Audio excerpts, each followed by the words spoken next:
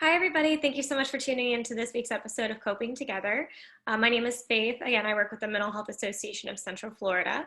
And I'm very excited today, as always, to talk about our topic, which today actually focuses on coping with grief and loss, especially during this era of COVID-19. And so with me today to talk about this are actually two individuals with positive behavioral solutions, and that's Carol Roberts and Juanita Carbajal. So thank you both so much for being here. How are you both doing today? Thank you for having me. Good. Okay. So I'm going to ask and start with you, Carol, and then Juanita, if you could follow. Can you just give us a little bit of information about yourselves and a little bit about positive behavioral solutions? I'm a mental health counselor at Positive Behavioral Solutions, and I also teach I have the grief groups, as well as other groups that I facilitate at PBS. Okay. And Juanita? I'm the community relations director, so I do a lot of community outreach, educating, a lot of support, linking clients to resources and helping them understand how to reach out to different providers for services or additional support and help. Okay.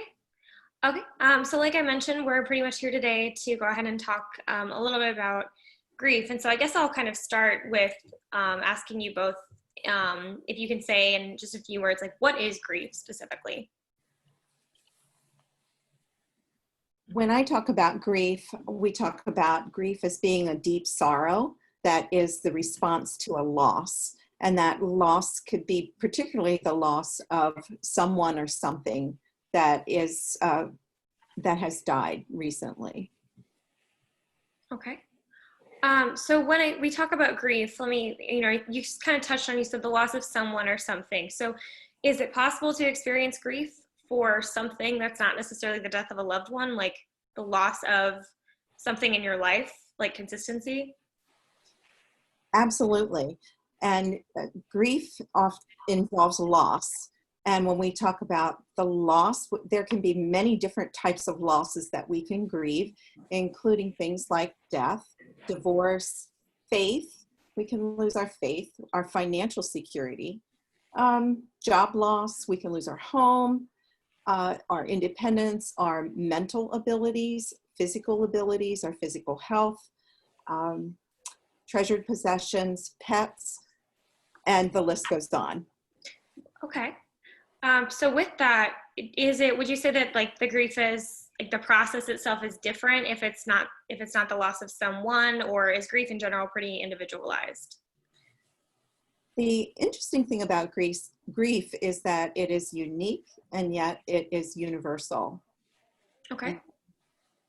Also, to piggyback on that, it's also very cultural. Like, I know there's a lot of cultural differences with grieving. Like, me coming from a Hispanic background, we grieve for, months. Sometimes even there's annual celebrations and other type of moments that like kind of encounter like grieving processes with gathering with family or gathering with support and family, friends.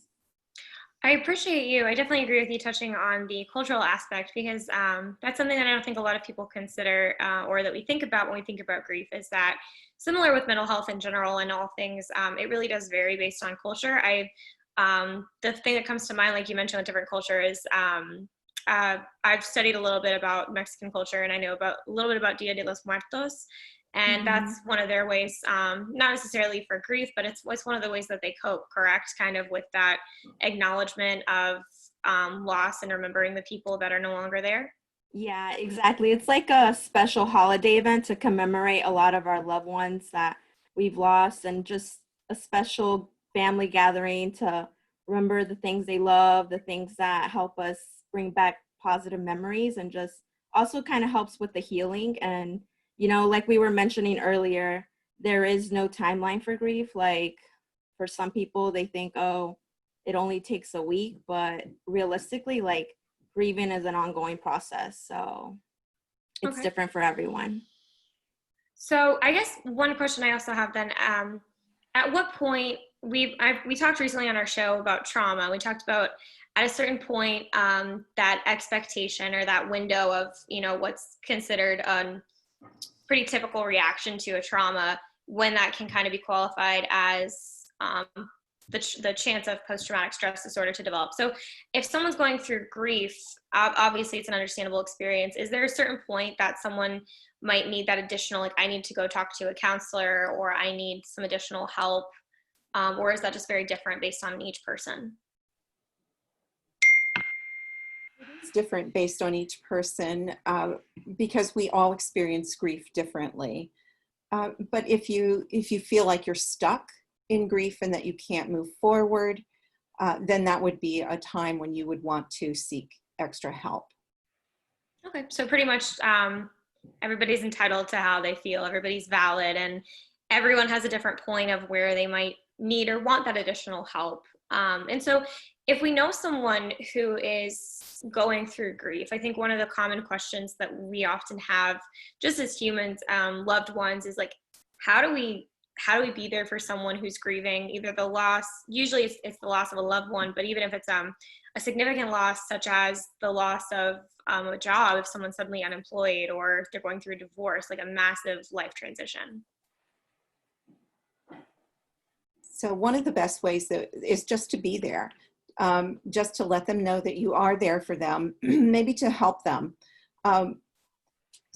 Sometimes we can often just our presence lets them know that we care. And that can be enough, because oftentimes when people are grieving, they don't want to hear, "Are you okay? Is there anything I can do for you?" They're not in a place to receive that oftentimes. So just being there, being a support for them, being looking around and being able to see what they need and help them meet those needs without infringing on, I'm losing it. No, you're good. You're good. You're good. To kind of add, yeah. To piggyback on what Carol is saying, yes, like sometimes people that are grieving, it's difficult for them to ask for help or be like, you get a lot of family support or friends saying like, "Oh, I heard about what happened. I'm so sorry. What can I do for you? I'm here for you." But also, like, a person that's grieving is not going to be like, "Yes, I need you to do this and this and this." It requires more like just family, friends being a little bit more proactive, and like maybe they won't directly ask, "Please help me with this task," but it's more of like, "Hey, I really care for you. I want to show my support. Can I bring you lunch? Do you need any financial assistance? Can I just be there to hang out with you, just to listen to you talk, or just give you a hug?" I mean, right now with COVID, hugging is kind of shunned upon us, and like it makes the grieving process a lot more difficult to cope with. But just, even calling, texting, being just virtually present now, like that's one of the main things that we can do in today's time. So like Carol was saying, being there.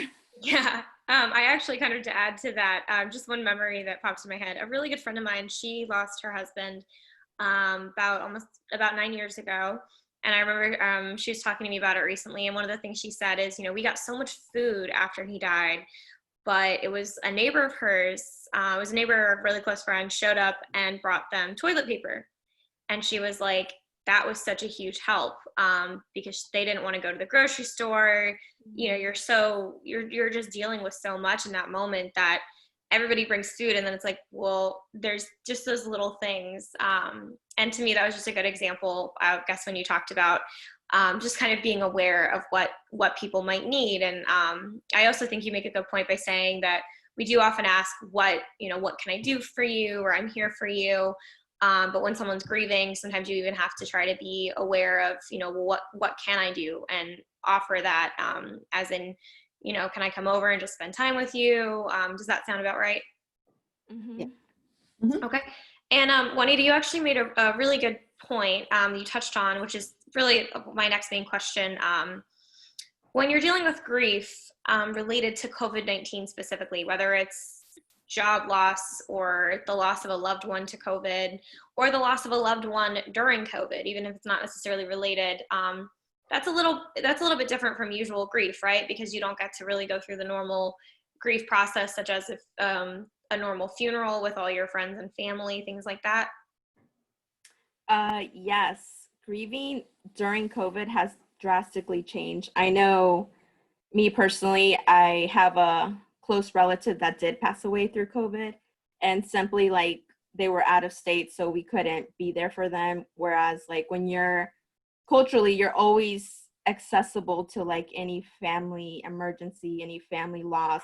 So this whole pandemic has definitely shifted grieving process for a lot of people, whereas like we want to be there but we can't, or we want to be there but there's state regulations that we have to follow, or we want to be there but there's financial limitations, or job limitations that don't allow you to physically be present for your loved ones or the people that you care about.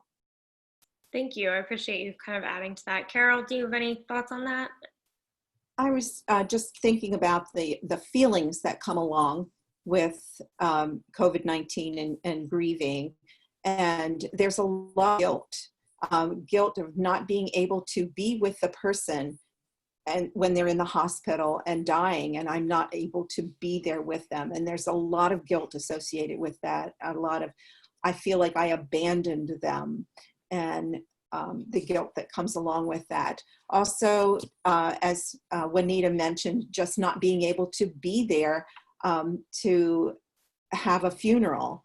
There is no closure. There's this feeling of there is no closure to this, and that just weighs heavily.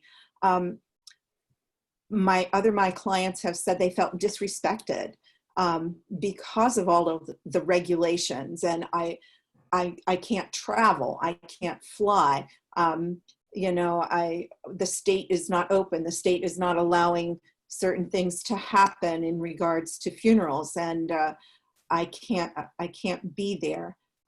Or we've not even been able to have a funeral. A client whose relative passed away in March, and they still have not been able to have a funeral for them. And so there's a lot of feelings that are directly related to COVID-19 that are not untypical for most grief. And also, the other thing I thought was that somebody else said it has been so unpredictable because of the changing. Everything seems to be changing constantly. And so grieving has been very unpredictable. Yeah. So to kind of add to that, or I guess one of my final question for you is, do you think that, after COVID-19, or once we return to whatever semblance of normalcy we're going to have left, do you think that COVID and this result is going to change the grief process, or do you think that eventually it might return to normal, or it really just kind of remains to be seen? I think people are going to continue grieving longer now, just because they didn't get that opportunity initially to find closure, like what Carol was saying. So, like, anniversaries kind of trigger a lot of grief and a lot of emotions because you start to remember that loved one. So with this pandemic going on for months, and who knows how much longer it's going to go, like, it's going to trigger more grief and a longer process of healing because people haven't had that chance for closure or opportunity to just, process all of their emotions and speak to the people that they love. So with, I have one more question. So in regards to COVID, if someone is experiencing grief, and like we said, as humans, we crave, or we really do love, when a lot of us, we like to get hugs, and we like to show people like we care about them by giving them that physical touch. How can we be there for someone right now if they are going through grief? Should we text them? Should we try to reach out to them, or should we respect their privacy? Can you guys give me some thoughts on that? I think we can reach out to them, and we should be reaching out to them because they are probably not going to be reaching out to us. So when we realize that someone is grieving, that we should reach out to them, even if it is only virtually. Keep in contact with them. We could text them, let them know that we care, and our thoughts and our prayers are with them and their family, and that we are there for them in whatever they need during this time. Okay. Well, that's all the questions I have for both of you. Is there anything else that you wanted to add, or anything in particular you wanted to touch on? Yes, there are a lot of support groups offered virtually right now for anyone that's grieving the loss of a loved one, or, the loss of a lifestyle change. I know Carol does her weekly grief groups.